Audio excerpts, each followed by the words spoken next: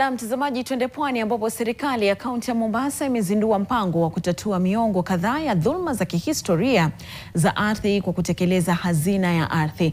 Mpango huo ambao umetengewa shilingi milioni 50 katika mwaka wa kifedha mwaka 2025-26 unalenga kupata umiliki wa ardhi, kukomesha uondoaji wa kudumu na kukuza upatikanaji wa nyumba za bei nafuu.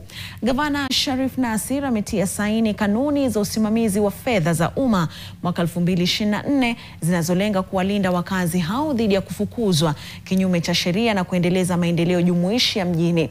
Serikali ya Mombasa imeahidi kujipanga kuhakikisha kuwa kuna uwepo na umiliki wa ardhi na makazi endelevu.